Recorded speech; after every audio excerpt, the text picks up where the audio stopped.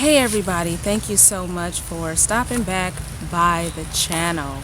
If you're new, please consider subscribing and leave me a comment to let me know what you think about this topic. So, this is the last part for this series, you guys. Storytelling antics of the governing body. And I'm talking about Abel. I know I said I didn't want to talk about too many of these because I didn't want to beat a dead horse.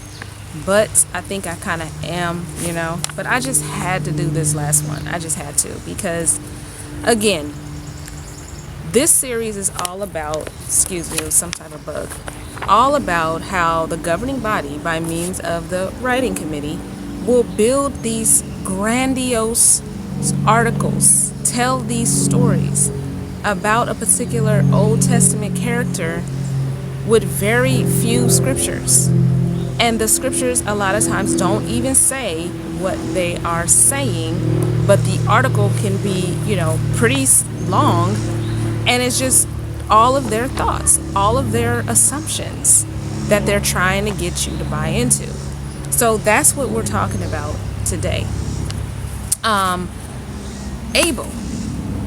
When you think of Abel, what do you think about Abel? When it comes to faith, where do you see his faith being described in the Bible? Okay, so you see that he offered a sacrifice. You see that he gave a sacrifice that was considered better than Cain's sacrifice, and then he was killed by Cain, right? In Hebrews 11:4, I'm gonna go ahead and read that. They bring it up in the article, but I'm gonna read it now. Okay, it says this: by faith, Abel offered to God a better sacrifice than Cain did. By faith, he was approved as a righteous man because God approves his gifts, and even though he is dead, he still speaks through his faith. So by faith, he offered a more approved sacrifice, and he was considered righteous because God approved his gifts. You got it? Okay, now we can continue because it's going to be interesting how they try to twist this and make it seem like it's something else. The very first chapter, or the very first paragraph, is laying out what they want you to focus on. So they're talking about how he's outside of the garden. He knows about how his parents used to be in the garden and nobody can go back in there anymore, right? Then it says this: imagine the late afternoon breeze ruffling Abel's hair as he turned his gaze upward and thought about his creator. Okay, so it's telling you to imagine that. That doesn't mean he did that, right? But it's just telling you to imagine him doing that. But then it says this. It asks this question: would the breach between man and God ever be healed? So first it says, imagine him looking up into the sky, thinking about his creator or Jehovah, right? Then it asks that question. So now that's the question it's trying to put in your mind. Would this breach be healed? Then it says this: Abel wanted nothing more than that. How do you guys know that Abel wanted nothing more than that? That is clearly just an assumption. Because you guys talk about that and that's what you guys think that people want, right? So you're going to say he wanted nothing more than that. But why not just say that it's quite likely that Abel wanted nothing more than that? And I know that a lot of times they do stuff like that with using words like evidently or clearly or, no doubt and all that type of stuff. But why don't you do that all the time? If you really don't know something, why do you put it like it's a fact? But that's what they did. That's what they do. And so, they're trying to set this up for you to focus on that as the reader.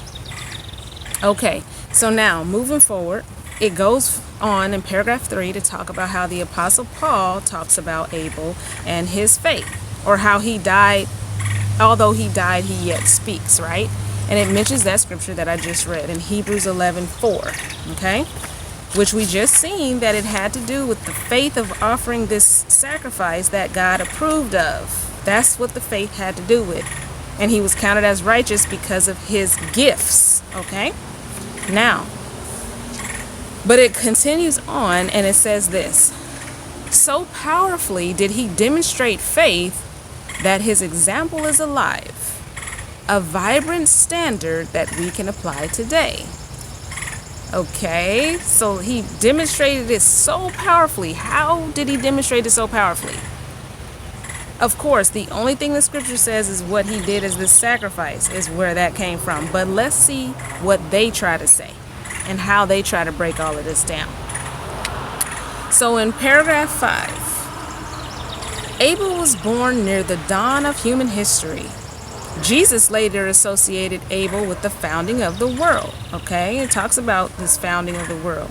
Now, this is what's crazy, and it's not really about this article, but I just thought this part was quite crazy how they did this. Jesus evidently meant the world of people who might be redeemed from sin. While Abel was the fourth human to exist, it seems that he was the first one whom God saw as redeemable. So wow, they made a whole lot of assumptions there, and they mentioned the scripture that Jesus talked about Abel in to try to prove it. But let me show you what that scripture says. It's in Luke 11:50 and 51, okay? And I'm in the Christian Standard Bible if I didn't already say that. So it says, so that this generation may be held responsible for the blood of all the prophets shed since the foundation of the world, from the blood of Abel to the blood of Zechariah. Okay? So here is apparently Jesus saying that the generation that he's talking to of these individuals is going to be held responsible for the murder or for the blood that was shed of all of these prophets since Abel. Since Abel was the first person who had his blood shed, right? So how are they saying that Jesus evidently meant the world of people who might be redeemed from sin? Why are you saying that? Because he mentioned Abel and he didn't mention Adam and Eve? Well, he wouldn't have mentioned Adam and Eve because they didn't have their blood shed. So what are you guys trying to say? Because we already know that they don't believe that Adam and Eve, if this was true, okay, let me just say it like that. If this was true, that Adam and Eve would be resurrected, right? They don't have any hope. So that's why they're saying it like this. It starts with Abel. And then also, for the way that they're going to continue to present certain things in the article, they're having to establish the fact that Adam and Eve is kind of like not good people. Okay? Not good people. Because you'll see as I go along what they try to say. Okay. So now, in paragraph 7, it's talking about how Adam and Eve found their existence hard, outside of the garden, blah, blah, blah. And then when she had Cain, it says that the name Cain means something produced. And she says, I have produced a man with the aid of Jehovah. Now, this is what's funny. It says her words suggest that she may have had in mind the promise Jehovah made in the garden, foretelling that a certain woman would produce a seed or offspring who would one day destroy the wicked one who had led Adam and Eve astray. Okay, how do her words suggest that? Because she said, I have produced a man by the help of Jehovah or the aid of Jehovah, that suggests that she's probably thinking that this is the same man that was mentioned in this curse. How does that suggest that? Because according to what we would believe, the reason why she would have a baby or be able to conceive is because of Jehovah, right? So if she just says, I have produced a man by the aid of Jehovah, that doesn't mean that she's thinking that it was the man that was going to be a part of this prophecy. Okay? But that's how they put it. And this is why. They want to get you to see this. If so, she was sadly mistaken. What is more, if she and Adam fed Cain such ideas as he grew up, they surely did his imperfect human pride no good. In time, Eve bore a second son, but we find no such high-flown statements about him. They named him Abel, which may mean exhalation or vanity. Did that choice of a name reflect lower expectations, as if they put less hope in Abel than in Cain? Okay, this is the part. We can only guess. Okay, so now they're trying to set this thing up, right? And they say, well, they named Abel something that seemed to be like they didn't really have too much value about him. And maybe they thought Cain was the one who's going to fulfill this prophecy. So maybe they was kind of, feeding Cain's pride by telling him he was probably going to be this one, right? But then, of course, they don't know. So then they say, we can only guess.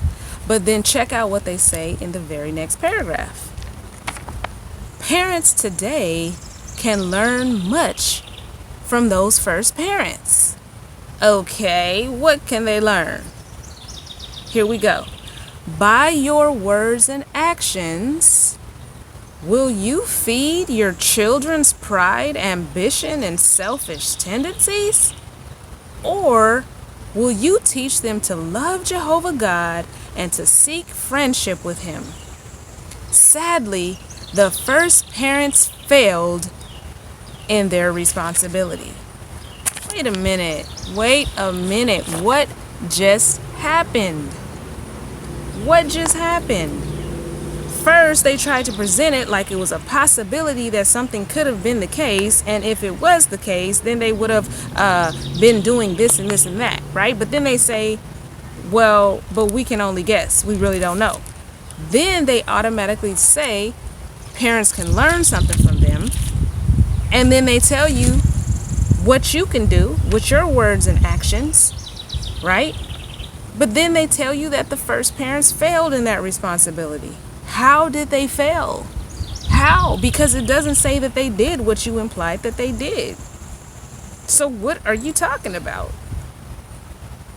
What are you guys talking about? But then you notice how they use this. This is another thing I'm going to talk about, you guys, at one point, these fallacies, because they use them so often. This one, the one that's like what is called a false dichotomy, or either or, right? By your words and actions, will you feed your children's pride, ambition, and selfish tendencies, or will you teach them to love Jehovah God and to seek friendship with Him? Like, that's the only two options. If you're not telling them to love Jehovah and seek friendship with Him, then the only other option is you're feeding their pride, ambition, and selfish tendencies. And this is why children grow up with no sense of themselves and no sense of self-esteem a lot of times, because their parents read stuff like this and they're like, oh, I don't want them to think too much of themselves. I don't want them to think too highly of themselves. So let me not try to encourage them too much or pump them up too much, because they might start having pride like Cain. They're adding all of this stuff in there, and they don't even know what it really was.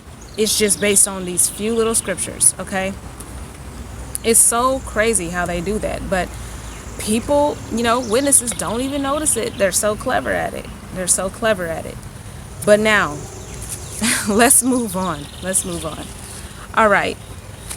Here's another thing where I said, remember how I said that they assume that Adam and Eve are just doomed, right? They're not getting resurrected or anything. It says it talks about how Abel did the shepherding, but then it said Abel did something far more important. Over the years, he develops faith. It's just making up stuff. That beautiful quality of which Paul later wrote. Remember, but Paul wrote that his faith was based on what he offered. The fact that he offered up this sacrifice. That's what the faith was based on. That's Paul talked about. Okay, but it says, think of it. Abel had no human example to whom he could look. How then did he develop faith in Jehovah God? Consider 3 solid bases on which his faith likely rested. Okay, so it's trying to tell you that he had no human example, meaning his parents was just doomed. They made one mistake and they just were just doing all type of stuff, setting bad examples and stuff now at this point. Even though imperfect humans, which supposedly were imperfect humans, but we're supposed to be able to set all these good examples and do all of this stuff and follow the faith of these people. But yet Adam and Eve, from just one mistake, they just were completely bad examples now for Abel to look at. That just sounds so crazy to me. It's so crazy. But anyways, this is what it continues on to say. Now, this is crazy, you guys. Oh, okay, here we go. It's all so many pages in this thing. So many pages for just a couple scriptures. It's crazy. Okay, so it says here in paragraph 13, Abel surely took time to ponder spiritual matters. Picture him tending his flock. A shepherd's life required a great deal of walking, and then it starts talking about all this other stuff, right? But then check this out. This is just a side note. Of all God's creatures, sheep seem the most helpless, as if they were designed to need man to guide and protect them. I just thought it was interesting that they added that in there, because what is it that the Bible always seems to be telling people that they're supposed to be? Like sheep, right? But yet it's saying that sheep are the most helpless, as if they're designed to need man to guide them. So it's because we're supposed to be like sheep. That means we're supposed to be so helpless acting that we need other men, like AKA the governing body, to, direct our steps, because we can't do it ourselves. That's crazy. But anyway, then it asks you this. Did Abel see that he too needed guidance, protection, and care from someone far wiser and more powerful than any human? Okay, that's a question. Did Abel see that he needed guidance, right? And everything else I just said. How do you know if Abel saw that? How do you know? It doesn't say it in the Bible, and you didn't ask Abel. So how do you know? They asked that question though. But then they say, no doubt, he expressed many such thoughts in prayer, and his faith continued to grow as a result. This is just so hard to read, you guys. I'll be like, what are you guys talking about? Where are you pulling this stuff out from? Because it's just like they just be writing stuff. It's almost as if they just, like witnesses should be insulted. Like they really just think you guys are just not very smart. Because it's like, do you guys not see that none of this is in the Bible at all? Any of you witnesses who might be watching this, you might be aware of this, because the fact that you're on here not really listening to what they're saying and actually watching videos like this might show that maybe you think a little bit more than the average witness. But a lot just continue to read this stuff. And that's why when people bring up rebuttals to certain things or say certain things, like, like myself, I might say something, then somebody will just come real quick with a response. And it's like they don't realize that they didn't see that in the Bible. They seen that in an article. Because I'm like, nah, the Bible don't say that. It says XYZ. But they have to go back and check, and then they come back and they can't really, rebut maybe perhaps what was being said, because they thought that it was actually that particular, answer or whatever it may be. But it was simply that the article is what said that. So it's just crazy. So yeah, that part right there, I don't know, you guys. It's just crazy. But a lot of times they really do not realize that their reasoning is coming from some of these stories that the governing body has put together in their articles. But anyway, I gotta move on. So again, in paragraph 16, they mention that Abel didn't find any good examples in the human family. They keep trying to drill that point home. Okay? But it says that they were not the only living beings on earth or whatever. It said that also there were the cherubs that were blocking the entrance to the Garden of Eden, right? This is so crazy to me. Paragraph 17, I'm gonna read it. Imagine what it was like for Abel to see those cherubs when he was a boy. In their materialized form, their appearance surely bespoke immense power. And that sword, ever aflame, ever turning, inspired awe as well. Okay, this is all assumptions, pretty good assumptions, I guess, based on how it describes it. Okay. But then check this out. As Abel grew up, did he ever find that those cherubs got bored and left their post? No. Day and night, year after year, decade after decade, those intelligent, powerful creatures stayed right in that spot. Abel thus learned that Jehovah God had righteous, steadfast servants.